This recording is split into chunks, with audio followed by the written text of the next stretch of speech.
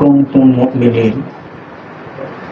فقال النبي صلى الله عليه وسلم في حديثه عن أبي هريرة رضي الله تعالى عنه قال قال رسول الله صلى الله تعالى عليه وآله وسلم لعن رسول الله صلى الله عليه وسلم آكل الربا وموكله وكاتبه وشاهديه. رواه ابن ماجه بسند صحيح أو كما قال النبي صلى الله عليه وسلم. উপস্থিত সম্মানিত দিনী ভাই, প্রশংসা আল্লাহ রাব্বুল আলামিনের জন্য, যে মহান রব্বুল আলামিনের বিশেষ ফজল ও করমে আমরা আজকের এই তাৎপর্যপূর্ণ দিনে পৃথিবীর সর্বোৎকৃষ্টতম স্থানে জাগতিক ব্যস্ততা ছেড়ে দিনী হালাকায় সমবেত হওয়ার বিশেষ তৌফিক পেয়েছি। সেই আল্লাহ রাব্বুল আলামিনের দরবার জেনে লাখো কোটি শুকরিয়া, বলি আলহামদুলিল্লাহ। অতঃপর অজস্র শান্তি দ্বারা বর্ষিত হোক মানবতার মহান শিক্ষক সাইয়্যিদুল মুরসালিন, আমাদের প্রিয় নবী, যে বিশ্ব নবীজির জীবনাদর্শের ভিতরে বিশ্বের সকল শ্রেণী পেশার মানুষের সর্বপ্রকার শান্তি, কল্যাণ, কামিয়াবি, নাজাত, মুক্তি, সর্বোপরি স্থিতিশীলতা নিহিত রয়েছে। আমাদের সেই প্রিয় নবী, বিশ্ব নবী নবী মুহাম্মদ রাসূলুল্লাহ সাল্লাল্লাহু আলাইহি ওয়াসাল্লাম প্রতি বর্ষিত পবিত্র শান্তি দ্বারা সাল্লাল্লাহু তাআলা আলাইহি ওয়া আলিহি ওয়াসাল্লাম। অতঃপর শওকত ভাই আমাকে একটু বিষয়টা একটা ফিক্সড করে দিয়েছেন। ভাই, আপনি একটু কাইন্ডলি সুদের ভয়াবহতা নিয়ে একটু আলোচনা করবেন। তো এর আগে অনেক লম্বা আলোচনা হলো, আমি আলোচনা লম্বা করে আপনাদের ধৈর্যচ্যুতি ঘটাবো না। আমি এই বিষয়টিকে কেন্দ্র করে এই সংক্ষিপ্ত পরিসরে আলোচনা রাখবার প্রয়াস করবো বলে আশা রাখছি। ওয়া মা তাওফীকি ইল্লা বিল্লাহি তাওয়াক্কালতু ওয়া ইলাইহি উনীব। সুদের আলোচনা আসলে একটা গতানুগতিক আলোচনা। সুদের আলোচনাও যেমন চলছে, পাশাপাশি সুদের চক্রবৃদ্ধির মতো সুদের লেনদেনও চক্রবৃদ্ধি হারে বেড়ে চলেছে। সুদ অন্যায়, এটা যে সুদ খায়, যে নেয়, যারা দেয়, যারা দেখে, যারা শোনে, যারা হজম করে, যারা সহ্য করে, সবাই জানি। শুধু মহাগ্রন্থ আল কোরআনে 9টি আয়াত এবং 40টির বেশি সহিহ হাদিস দ্বারা সুদের নিষিদ্ধতা ঘোষণা করা হয়েছে। ইসলাম এবং সুদি কারবার একসাথে চলে না, সরাসরি সাংঘর্ষিক দুটি বিষয়। ইসলাম আসার আগে যখন তাওরাত, ইনজিল, জাবুর সহ অন্যান্য আসমানি কিতাবগুলোতেও খুব কঠোরভাবে সুদি প্রথাকে নিষিদ্ধ করা হয়েছে। কালের পরিক্রমায় যুগে যুগে পৃথিবীর দিকে দিকে যত কবি, সাহিত্যিক, গবেষক, তারপরে ধর্মযাজক যারাই এসেছেন, সবাই সুদখোরকে অত্যন্ত ব্যঙ্গ করে তীর্যকভাবে তাদেরকে তারা ঘৃণার পাত্র হিসেবে সারা পৃথিবীর লেখকদের কাছে তারা চিত্রায়িত হয়েছে। সুতরাং এটা একটা ঘৃণ্য বিষয়, এটা সবাই জানে। আপনারা প্লেটোর নাম শুনে থাকবেন, তার ল গ্রন্থে ডিটেলস আলোচনা করেছে। সুদী কারবারিকে খুব জঘন্যভাবে তিনি চিত্রায়িত করেছেন। আপনারা উইলিয়াম শেক্সপিয়ারের নাম শুনে থাকবেন, তার একটা কালজয়ী নাটক দ্য মার্চেন্ট অফ ভেনিস আমরা দাখিলে থাকার সময় আমাদের পাঠ্য সিলেবাসে বিষয়টা ছিল। সেখানে শাইলকের চরিত্রে একজন সুদখোর কতটা জঘন্য হতে পারে খুব চমৎকারভাবে তিনি সেখানে চিত্রায়িত করেছেন। বিশ্ব ইতিহাসের ইটালির বিখ্যাত কবি দান্তে, তিনি সুদখোরদেরকে অনেক আলোচনার পরে বলেছেন, আমরা যেমন বলি জাহান্নামের 7টি স্তর, তিনি বলেছেন যে নরকের অগ্নিবৃষ্টিময় বৃত্তের নিম্নস্তরে তাদেরকে নিক্ষিপ্ত হওয়া উচিত। এভাবে তিনি তাদেরকে উল্লেখ করেছেন। আমাদের যদি বাংলা সাহিত্যের কথা বলি, সেখানেও দেখব শওকত ওসমান তার ইতা গল্পে, জহির রায়হান, আবুল ফজল, তারপরে রবীন্দ্রনাথ ঠাকুর তার কাবুলিওয়ালা গল্পে, ঠিক একইভাবে আপনার আছে হলো আবু ইসহাকের যোগ, তারপরে ইমদাদুল হকের আব্দুল্লাহ গল্পে। এরপরে আপনারা দেখবেন যে অদত্ত বল্ল বর্মন তার লেখা বিখ্যাত উপন্যাস তিতাস একটি নদীর নাম। সেখানেও দেখবেন যে সুদখোরদেরকে কিভাবে তির্যক ভাষায় তারা চিত্রায়িত করেছেন। সুতরাং এটা বলাই বাহুল্য যে এটা একটা ঘৃণ্য কাজ, সমাজে এদেরকে মানে এরা ভালোবাসা পাওয়ার কথা না। কিন্তু দেখা যাচ্ছে যে তারপরেও সমাজের কি নিম্নবিত্ত, কি মধ্যবিত্ত, কি উচ্চবিত্ত সকল শ্রেণী পেশার মানুষকে এই সুদী কারবার আষ্টে পৃষ্ঠে আমাদেরকে বেঁধে ফেলেছে। ভয়াবহ দিকগুলো যদি আমরা আলোচনা করি, অনেক লম্বা আলোচনা সাপেক্ষ বিষয়। আমি শুধুমাত্র 10 থেকে 15টি পয়েন্ট আকারে আমি শেষ করার প্রয়াস করব। এর আগে প্রথম আলোচক আপনারা শুনেছিলেন, আমরা একটা নির্দিষ্ট টাইম ডিউরেশন নিয়ে পৃথিবীতে এসেছি, আমাদের সব কিছু ফিক্সড করে দেওয়া। রাসূল সাল্লাল্লাহু আলাইহি ওয়াসাল্লাম বলছেন, ইন্না খালকি ইবনে আদম ফি বাতনি উম্মিহি আরবাঈনা লাইলান আরবাঈনা ইয়াওমান আল মুজগাতান নুতফাতান সুম্মা ইয়াকুনু কাযালিকা মুজগা আলাকাতান সুম্মা কানা ইয়াকুনু মুজগাতান ফায়াতিহি মালাকুন বিআরবাঈ কালিমাতিন ফায়াকতুবু লাহু আমালাহু ওয়া আজালাহু ওয়া রিজকাহু ওয়া ইম্মা শাকিউন আম সাঈদুন। যে বনু আদমের সৃষ্টি হচ্ছে তার মায়ের পেটে, যখন প্রথম 40 দিন হয় তখন সে বুদবুদে পানি অবস্থায় থাকে। এইভাবে আরও 40 দিন পরে সেটা একটা মাংসপিণ্ডে মানে একটা রক্তপিণ্ডের রূপ নেয়, আলাকাতান সুম্মা কানা মুজগাতান, তারপরে সেটা একটা মাংসপিণ্ডের রূপ নেয়। এইভাবে 43-এর পরে যখন 120 দিন হয়ে যায়, ইয়াতিহি মালাকুন, আমাদের প্রত্যেককে দেখেন, আমাদের প্রত্যেকের ডিএনএ আলাদা আলাদা, প্রত্যেকের চেহারা আলাদা আলাদা, প্রত্যেকের কথার টোন আলাদা আলাদা। এগুলো আল্লাহ সৃষ্টি মানে বৈচিত্র্য। তো ঠিক একইভাবে প্রত্যেককেই তারা রুজি, আয়ু, কর্ম একটা ফিক্সড বিষয় নিয়ে আমরা পৃথিবীতে এসেছি। তারপরেও আমরা কেন নিরন্তর ছোটাছুটি করি? এই মালাক তারপরে 120 দিনের মাথায় এসে তিনি লিখে দেন আজালাহু, তার টাইম ডিউরেশন কতক্ষণ, পৃথিবীতে কতক্ষণ আমি থাকবো, এটা ফিক্সড তিনি সেখানে কোট করেন। তারপরে আমার রিজিক কতটুকু সেটা তিনি সেখানে এই 120 দিনের মাথায় সেটা কোট করেন। মানে রূহ সঞ্চারের আগেই, আমার দেহে রূহ সঞ্চারের আগেই এই সম্মানিত ফেরেশতাগুলো কোট করে দিচ্ছেন। আমার কর্ম কি, সেই কর্মও তিনি লিপিবদ্ধ করতেন। তারপরে আমি ভাগ্যবান না দুর্ভাগা সেটাও সাথে সাথে কোট করা হয়।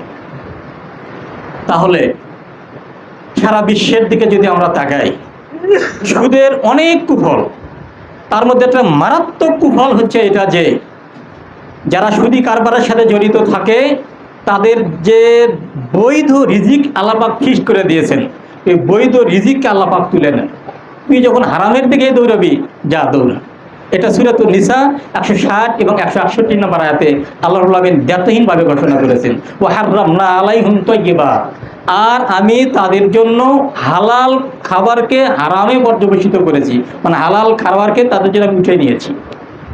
কেন? এখানে 3টা কারণ বলা হয়েছে। আজকের প্রাসঙ্গিক বিষয় হচ্ছে একটা, বেআতজিহিমির রিবা, সুদী কারবার করার কারণে, সুদ গ্রহণ করার কারণে, সুদকে আশ্রয় প্রশ্রয় দেওয়ার কারণে, সুদকে লালন করার কারণে, হারাম পথে যেহেতু সে যাচ্ছে সেহেতু তার জন্য বরাদ্দকৃত হালাল রুজি আল্লাহ পাক তার থেকে উঠে নেন, যার ফলশ্রুতি আমরা ভোগ করছি। আজকে অল ইকোনমিক্সের দেওয়া তথ্য, যদি 700 কোটি মানুষ আমরা পৃথিবীতে বর্তমানে থেকে থাকি, 700 কোটি মানুষের 80% সম্পদ 8% লোকের হাতে কুক্ষিগত হয়ে আছে। কিসের কারণে? শুধুমাত্র পুঁজিবাদী সুদ ভিত্তিক অর্থনীতির কারণে। রাসূল আকরাম সাল্লাল্লাহু আলাইহি ওয়াসাল্লামের জীবনী প্রদর্শনের লম্বা বিষয়, সাহাবায়ে কিরামের জীবনী লম্বা বিষয়। আব্বাসীয় খিলাফত পতনের পরে ইউরোপীয়দের হাতে যখন বিশ্বের ক্ষমতা চলে গেল, তখন তারা সারা বিশ্বের আনাচে কানাচে, বিশেষ করে মুসলিম অধ্যুষিত এলাকাগুলোতে সুদের প্রচার এবং মানে অনুপ্রবেশ ঘটালো। সেই বৃত্ত থেকে আজও আমরা বেরিয়ে আসতে পারি। বরং আজকে এমন অবস্থা দাঁড়িয়েছে যে সুদকে আমরা অপরাধ মনে করি না। ফুলে ফেবে যে যত বড় হচ্ছে তাকে আমরা স্যালুট দিচ্ছি, সম্মান জানাচ্ছি, সে আর ঘৃণার পাত্র নয়। ঘৃণার কথাগুলো এই কাগজ কলমে পড়ে আছে, কিন্তু তারা আজকে সমাজের সম্মানের পাত্রে পরিণত হয়েছে। এই যে কারো আটতলা কারো গাছতলা, এটা কেন হচ্ছে? গরিবদের উচ্চাভিলাষী মনোভাব, ধনী হতে হবে, নিরন্তর ছুটোছুটি করতে হবে, যেন তেন প্রকারের সংসারে অর্থের সমাগম হওয়া উচিত, এই একটা টেন্ডেন্সি সকলের হৃদয়ে প্রতিযোগিতা হারে এটা চলছে। যার ফলে আমরা আমাদের জন্য বরাদ্দকৃত রুজি থেকে বঞ্চিত হচ্ছি। আমরা আমাদের খেয়াল খুশি মতো আমরা নিজেদের মানে রুজি আমরা নিজেরা সংগ্রহ করার জন্য আমরা অপতৎপরতা চালাচ্ছি। এটা হচ্ছে 1 নম্বর কুফল। 2 নম্বর কুফল যদি আমরা বলি, আমরা সকলেই জানি, এটা একটা কমন আয়াত, আপনারা সকলেই শুনেছেন। আল্লাহ রাব্বুল আলামিন সূরা বাকারা 179 নম্বর আয়াতে আল্লাহ রাব্বুল আলামিন বলছেন, ইয়া আইয়ুহাল্লাযীনা আমানুত্তাকুল্লাহা ওয়া যারু মা বাকিয়া মিনার রিবা ইন কুনতুম মুমিনিন ফা ইন লাম তাফআলু ফাআযানু বিহারবিন মিনাল্লাহি ওয়া রাসূলিহি। যারা সুদি কারবার করলো, সুদের ভয়াবহতা, যারা সুদি কারবারের সাথে জড়িত থাকলো, সে সরাসরি আল্লাহ এবং তার রাসূলের বিরুদ্ধে অস্ত্র ধারণ করলো। এটা আল্লাহ রাব্বুল আলামিন নিজে বলে দিচ্ছেন সূরা বাকারার 279 নম্বর আয়াত। ইয়া আইয়ুহাল্লাযীনা আমানুত্তাকুল্লাহ, হে বিশ্বের ঈমানদাররা, তোমরা আল্লাহকে যথারীতি ভয় করো, যথার্থভাবে ভয় করো। আর কি করো? ওয়াদারু, ত্যাগ করো, বর্জন করো, ছেড়ে দাও, মা বাকিয়া মিনার রিবা, সুদের যা বাকি বকেয়া আছে এটা তোমরা ছেড়ে দাও, ইন কুনতুম মুমিনিন, যদি তোমরা সত্যিকার অর্থে মুমিন হও। এটা একটা প্রেক্ষাপট আছে, শানে নজুল আছে। রাসূল আকরাম সাল্লাল্লাহু আলাইহি ওয়াসাল্লামের সময়ে খুব বিদ্বেষ ভাবাপন্ন 2টা গোত্র ছিল, বনু সাকিব এবং বনু মাখজুমি। এই 2 গোত্র পরস্পর শত্রুতা লেগেই থাকতো এবং এদের মধ্যে সুদি কারবারও চলতো। or women and women were their main objects of the civilization of জাহিলিয়াত। জাহিলিয়া যুগের এইগুলো তো মূল বিষয় ছিল, মদ, জুয়া, নারী এবং হলো সুদি প্রথা। এই 2 গোত্রের ভেতরে প্রবলভাবে প্রচলিত ছিল। তো আল্লাহ রাব্বুল আলামিনের একান্ত ইচ্ছায় উভয় গোত্রে ইসলাম কবুল করে। ইসলাম কবুল করার পরে ওই জাহিলি যুগের কিছু লেনদেন বাকি বকেয়া থেকে যায়, যার ফলে এই মাখজুমি গোত্রের লোকেরা সাকিব গোত্রের নিকটে তাদের পাওনা দাবি করে যে তোমাদের কাছে আমাদের কিছু বাকি বকেয়া ছিল, এগুলো এখন দিয়ে দাও। এই মেসেজটা রাসূল আকরাম সাল্লাল্লাহু আলাইহি ওয়াসাল্লামের কাছে যায়। জাহিলি যুগে সুদি কারবার করতো, তার কিছু লেনদেন বাকি ছিল, এটা কি করা যায়? তখন আল্লাহ রাব্বুল আলামিন আয়াতটা নাজিল করেন, ওয়াদারু, হে বিশ্বের হে ঈমানদাররা, ইত্তাকুল্লাহ, আল্লাহকে ভয় করো, ওয়াদারু, এবং ছেড়ে দাও, মা বাকিয়া মিনার রিবা, জাহিলি যুগে যে সমস্ত সুদি কারবারের লেনদেন ছিল সেগুলো ছেড়ে দাও, ইন কুনতুম মুমিনিন, যদি তোমরা মুমিন হয়ে থাকো। তারপরে বলছেন ফাইন লাম তাফআলু, এটা যদি তোমরা না করো, ফাআযানু বিহারবিন মিনাল্লাহি ওয়া রাসূলিহি, তাহলে তোমরা আল্লাহর বিরুদ্ধে এবং তার রাসূলের বিরুদ্ধে যুদ্ধের জন্য প্রস্তুত থাকো। তাহলে সুদি কারবার করার অর্থ হচ্ছে তারা তো সদ্য মুসলমান, আমরা তো বংশানুক্রমিক মুসলিম, তারা আজ এখনো তাদের ঈমানটা টলমল করছে, স্থায়িত্ব পায়নি, কখন কি হয় না হয় এরকম নতুন মুসলিম তারা, তাদের কাছে এরকম এমন কঠোর বার্তা, এভাবে কঠিন মেসেজ দেওয়া হচ্ছে, তোমরা আল্লাহ এবং রাসূলের বিরুদ্ধে যুদ্ধ করতে যাচ্ছ, সাবধান হয়ে যাও, যে তোমরা সত্যিকারের মুমিন হয়ে যাও। তাহলে আমাদের ক্ষেত্রে বার্তাটা কেমন হওয়া উচিত? সুদের 3 নম্বর ভয়াবহতা যদি বলি, 275 নম্বর আয়াত সূরা বাকারার, সেখানে বলা হয়েছে সুদি কারবারের সাথে যারা জড়িত থাকবে এরা পাগল অবস্থায় স্বাভাবিক সেন্সে পরকালে উত্থিত হবে না। সমস্ত মাখলুকাত তাদেরকে চেয়ে চেয়ে দেখবে এবং বুঝে যাবে যে তাদের পাগলামি দেখে, মাতলামি দেখে, বিবেকের বিভ্রাট দেখে তারা বুঝে যাবে যে এরা আমাদের সমাজের সুদখোর শ্রেণীর লোক ছিল, এরা মুনাফাখোর ছিল। দলিল সূরা বাকারার 275 নম্বর আয়াত, আল্লাহ রাব্বুল আলামিন এখানে বলে দিচ্ছেন যে লা ইয়াকুমুনা ইল্লা ইয়াকুমু লাযী ইয়াতাখাব্বাতুহু শাইতানু মিনাল মাস, তারা পরকালে সেইভাবে উত্থিত হবে সেই ব্যক্তির মতো যাকে শয়তান স্পর্শ করে পাগল করে দিয়েছে। শয়তানের নাড়াচাড়ায়, শয়তানের প্রভাবে সে পাগল হয়ে গিয়েছে, উন্মাদ হয়ে গিয়েছে, এই পাগলামি মাতলামি ভাব নিয়ে সে উত্থিত হবে যারা সুদি কারবারের সাথে জড়িত থাকে। 4 নম্বর ভয়াবহতা আল্লাহ রাব্বুল আলামিন আমাদেরকে বলেছেন যে এটা হাদিস, আল্লাহ রাব্বুল আলামিন রাসূল সাল্লাল্লাহু আলাইহি ওয়াসাল্লাম বলেছেন, এটা ইবনে মাজাহ 2722 নম্বর হাদিসে বর্ণিত হয়েছে সহিহ সনদে। সেখানে জাবির বিন আব্দুল্লাহ রাদিয়াল্লাহু আনহু বলেন, রাসূল আকরাম সাল্লাল্লাহু আলাইহি ওয়াসাল্লাম ইরশাদ করেছেন, সুদী কারবারের সাথে জড়িত ব্যক্তিরা পরকালে ফাঁস দেওয়া অবস্থায়, একটা লোকের যেমন হাঁসফাঁস অবস্থা, জীবন বের হয়ে যাওয়ার অবস্থা, একজন লোক আরেকজন লোককে গলায় পেঁচিয়ে ফাঁস দিচ্ছে, ফাঁসির আসামিকে যখন তার ফাঁসির রায় কার্যকর করা হয়, সেই মুহূর্তটা কেমন হয় সেই ভুক্তভোগী লোক বোঝে। ঠিক সেই ব্যক্তির উদাহরণ টেনে এনে বলা হয়েছে যে আল আকিলুর রুবা ইউবআসু ইয়াউমাল কিয়ামাতি মাজনুনান ওয়া ইউনআকু, সুদখোরদেরকে পরকালে উত্থিত করা হবে পাগল অবস্থায় এবং গলায় ফাঁস দেওয়ারত অবস্থায়। এই হাদিসটি ইমাম ইবনে মাজাহ রাহিমাহুল্লাহ বর্ণনা করেছেন। এরপরের ভয়াবহতা, এটা কিন্তু দুনিয়া ধ্বংসের অন্যতম শক্তিশালী আলামত। রাসূল সাল্লাল্লাহু আলাইহি ওয়াসাল্লাম ইরশাদ করেছেন, সায়াতি আলাইকুমুজ জামান, তোমরা এমন এক যুগ সন্ধিক্ষণে উপনীত হবে, লা ইউবালিল মারউ মা আখাযা মিনহু মিনাল হালাল মিনাল হারাম। এমন একটা পিরিয়ড, এমন একটা জামানা নাকি আমরা পাবো, যেই জামানায় মানুষ দুই হাতে কামাই করে উপার্জন করবে, কি খাচ্ছে, কি উপার্জন করছে, কি পরিধান করছে, এটা হালাল উপায়ে নিচ্ছে না হারাম উপায়ে নিচ্ছে, এটা ভেবে দেখার প্রয়োজন বোধ করবে না। ঠিক সেই সময়ে এসে রাসূল সাল্লাল্লাহু আলাইহি ওয়াসাল্লাম বলছেন যে হিনা ইয়াযহারুর রিবা ফি কওমিন ফান্তাদিরিস সাআ, যখন সমাজে রিবা বা সুদের ছড়াছড়ি দেখা দেবে, ফান্তাদিরিস সাআ, তখন তোমরা কিয়ামতের প্রতীক্ষায় থেকো। এটা ইমাম বাইহাকী রাহিমাহুল্লাহ প্রমুখ মুহাদ্দিসিনে কিরাম বর্ণনা করেছেন। এটাও আমাদের চোখে আঙ্গুল দিয়ে দেখে দিচ্ছে যে আমরা দুনিয়ার ধ্বংসের দ্বার প্রান্তে উপনীত হয়েছি।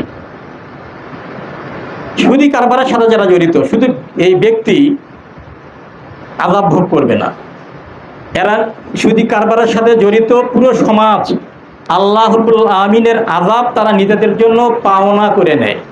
রাসূল সাল্লাল্লাহু আলাইহি ওয়াসাল্লাম ইরশাদ করেছেন, মা মিন কওমিন জাহারা ফিহার রিবা, এমন কোন সমাজ, এমন কোন এলাকা, এমন কোন গোত্র, এমন কোন অঞ্চল, যেই অঞ্চলের মানুষ সুদী কারবারিকে আশ্রয় দেয়, প্রশ্রয় দেয়, ইল্লা ইস্তাহাক্কু আযাবাল্লাহ, তারা তাদের সকলের জন্য আল্লাহর আযাবকে নিজেদের হক হিসেবে নিয়ে নেয়।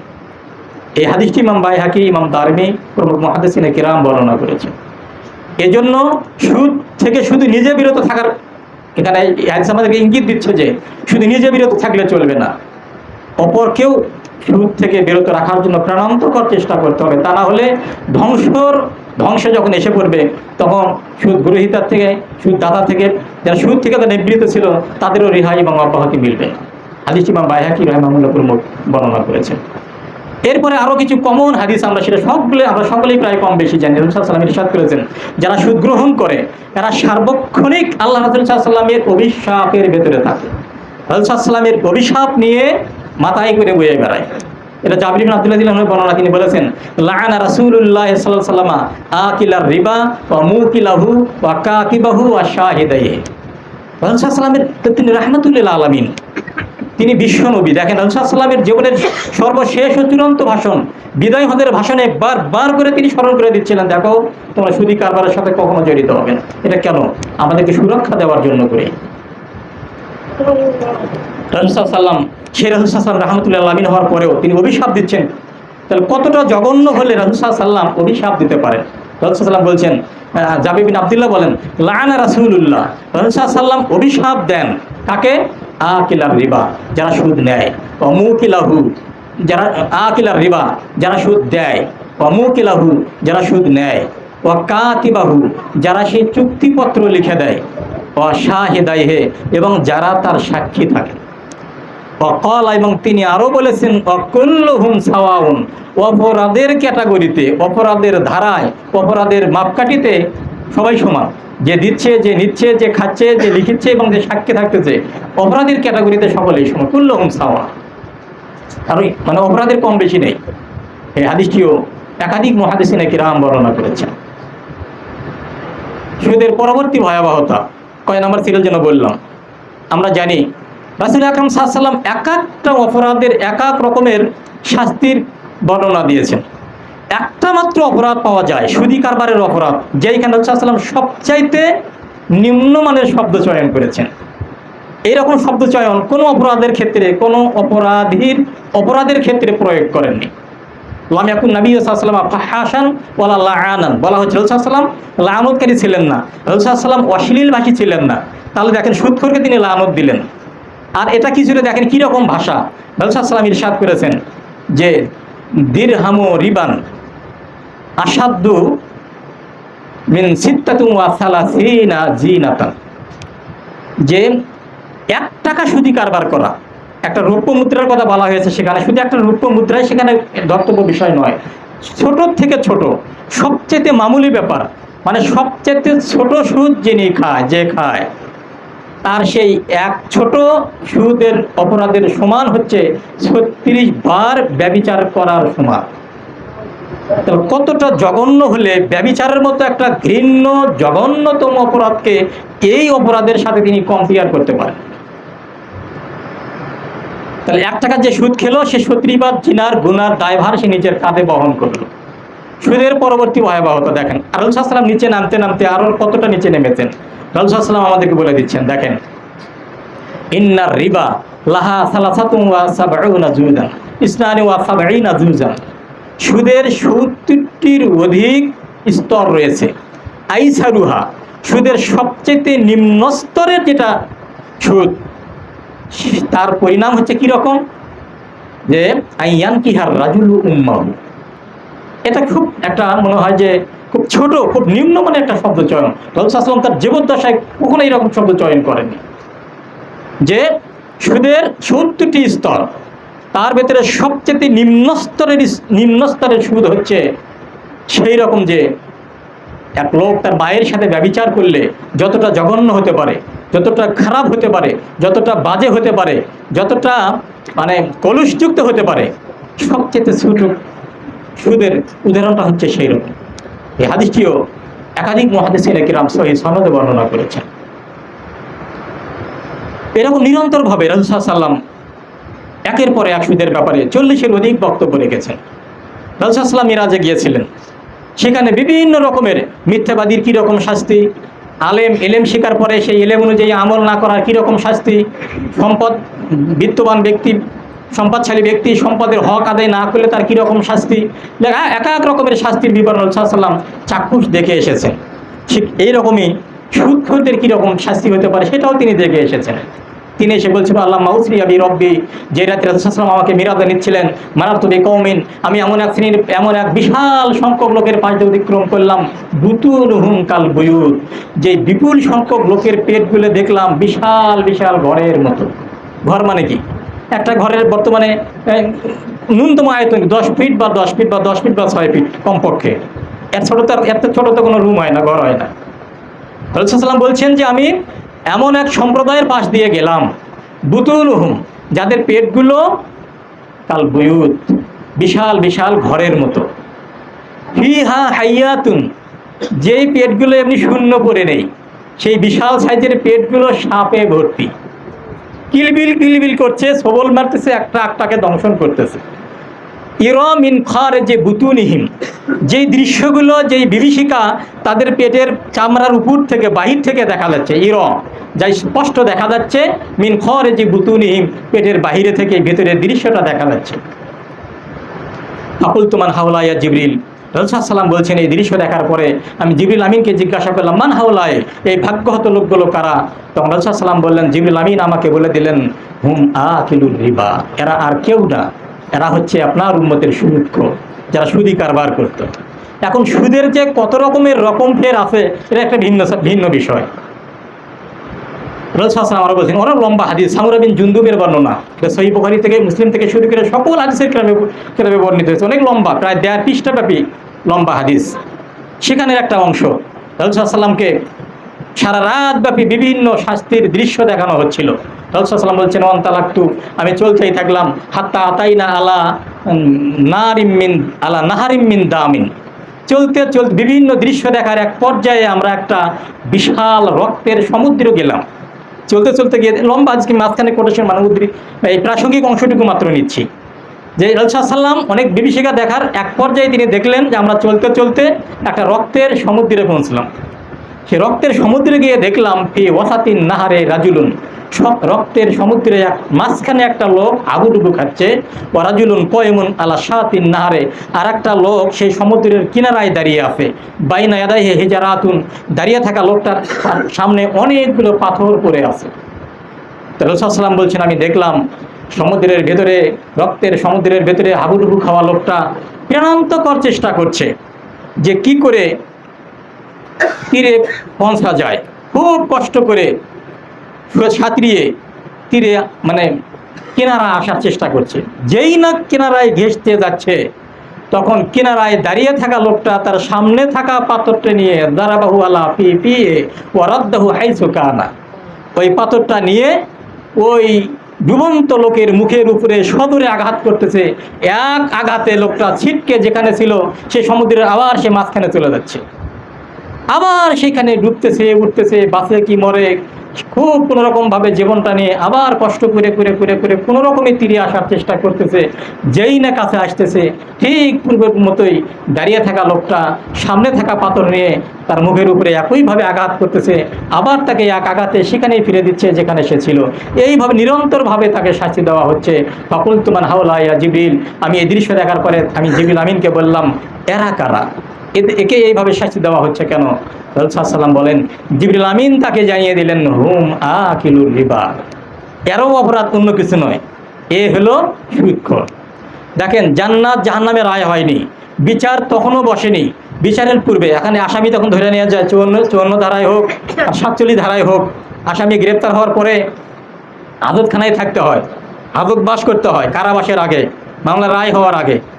তো এই যে রক্তের নদীতে হাবুডুবু খাওয়া, পেটে এই প্রকাণ্ড সাইডের পেট হওয়া, পেটের ভেতরে সাপ নিয়ে ঘুরে মানে অবস্থান করা, এইগুলো হচ্ছে চূড়ান্ত রায়ের আগে গারদখানার শাস্তি।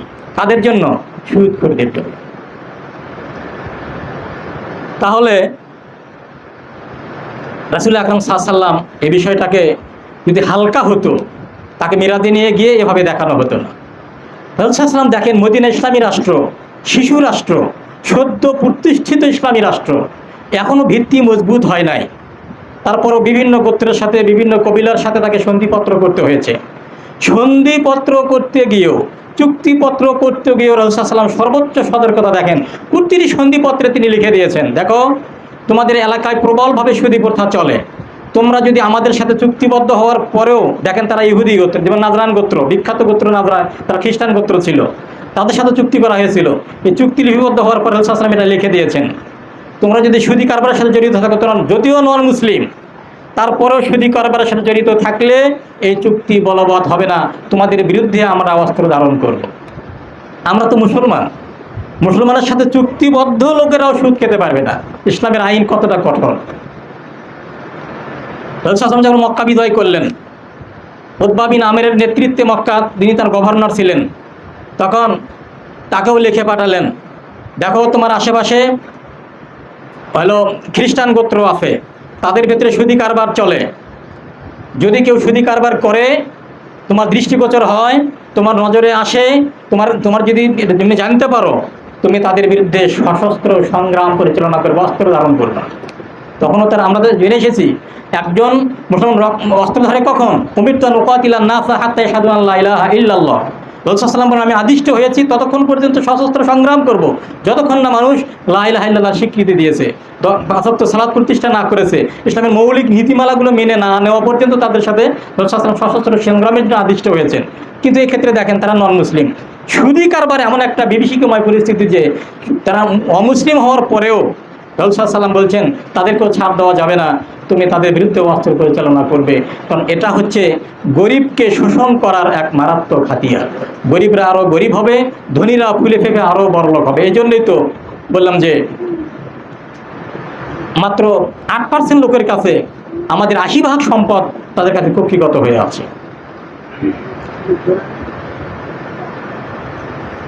এই যে ইউনিসেফ, তারা তথ্য দিয়েছে, শেষ করতে হবে, এশিয়া মহাদেশে প্রায় 5 কোটির অধিক শিশু দারিদ্র্যের কারণে অপুষ্টির শিকার। এই শিশুগুলো গরিব হলো কেন? দরিদ্রের শিকার হলো কেন? অপুষ্টির শিকার হলো কেন? এটা আনুপাতিক হারে সকলের কাছে অর্থ থাকার কথা। এই পুঁজিবাদী অর্থনীতি, সমাজভিত্তিক অর্থনীতি, বড় বড় রাঘব বলদের কথা বাদ, আমরাই তো কত কীভাবে সুদী কারবারের সাথে জড়িত আছি। আর একটা আজ বললাম, যেহেতু শেষ কথা, রাসূল সাল্লাল্লাহু আলাইহি ওয়াসাল্লাম দেখেন যে আব্দুল্লাহ বিন সালাম একজন বিখ্যাত সাহাবী, আর আব্দুল্লাহ বিন হানজালা, তিনি ছিলেন কুফার বিচারপতি। তিনি মদিনায় বেড়াতে এসেছিলেন। মদিনায় বেড়াতে আসার পরে এই আব্দুল্লাহ বিন সালাম তাকে বলছেন, দেখো তুমি এমন এক এলাকায় থাকো কুফাবাসীরা সুদি কারবার করে, তোমাকে আমি সাবধান করছি, যদি তুমি কাউকে কোনো কর্জ দিয়ে থাকো, আজকে কর্জে হাসানা নাই এখানে, এটা একটা তুলনামূলক আলোচনার দরকার ছিল। আসলে সুদ, এই যে কর্জের জায়গায় সুদ কেন আসন গেড়ে বসলো, এই এক মৌলিক কিছু কারণও আছে। আসলে আমি সেদিকে আর যাচ্ছি না। যাই হোক, এখানে তাকে বলছেন আব্দুল্লাহ বিন সালাম, তুমি যদি কাউকে টাকা ধার দাও, কর্জে হাসানা দাও, তুমি সর্বোচ্চ সতর্ক থাকবে।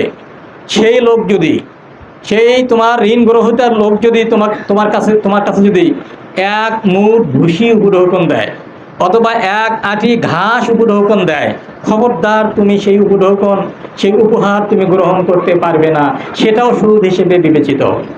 এমনকি তুমি ঋণ দিয়েছো, কর্জ দিয়েছো, সে রাস্তা দিয়ে যাচ্ছে, তার গাদা, উট, খচ্চর বা আজকের মোটরসাইকেল, সাইকেল ইত্যাদি আছে, তার বাহন আছে, বা সে গাড়ি চালায়, তার ট্যাক্সি আছে, অটো আছে, যাচ্ছে, ভাই ওঠেন, সামনেই তো নামবেন, একটু নামে দেই।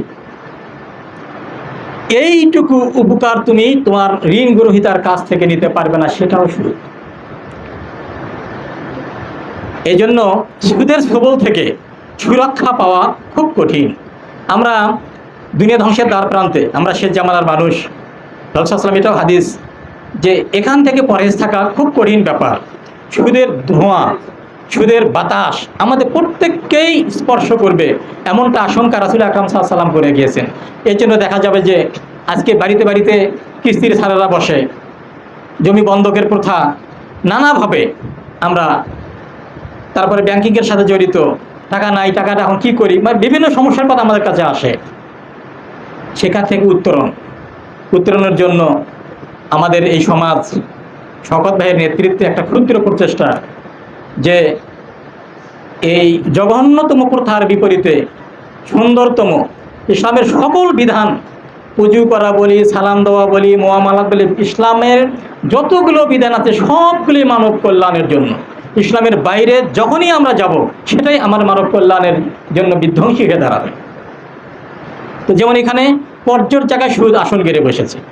তো এখান থেকে এই যে ছোট্ট ক্ষুদ্র প্রয়াস, দেখেন বাংলাদেশের ডক্টর মোহাম্মদ ইউনূস, আজকে তিনি আমাদের প্রধান উপদেষ্টা হয়েছেন, 870 টাকা নিয়ে তিনি তার এই মাইক্রো ক্রেডিট ক্ষুদ্র ঋণ প্রকল্প শুরু করেছিলেন নাকি, তিনি তার জবানিতে বলেছিলেন, সেটা বিশ্বব্যাপী সেটা ছেয়ে গিয়েছে। আমরা আল্লাহর রবের কাছে কায়মন বাক্যে, বিগলিত হৃদয়ে, সর্বান্তঃকরণে আবেদন জানাবো, তার বিপরীতে এই ক্ষুদ্র কর্জে হাসানা যেন বিশ্বব্যাপী এইভাবে সুদের জায়গায় আসন ফিরে আনতে পারে। আল্লাহ রাব্বুল আমিনের কাছে আমরা সেই দাবি, সেই দাওয়া এবং সেই প্রার্থনা জানাচ্ছি। আল্লাহ রাব্বুল আমিন আমাদেরকে সেই তৌফিক, সুমতি, সক্ষমতা দান করুন। আমরা সকলে বলি আল্লাহুম্মা আমিন। এই বলে আমি আজকের সংক্ষিপ্ত কথা এখানে শেষ করছি। সাল্লাল্লাহু তাআলা আলা খায়রি খালকি মুহাম্মাদিন ওয়া আলিহি ওয়া সাহবিহি আজমাইন। আসসালামু আলাইকুম ওয়া রাহমাতুল্লাহি ওয়া বারাকাতুহু।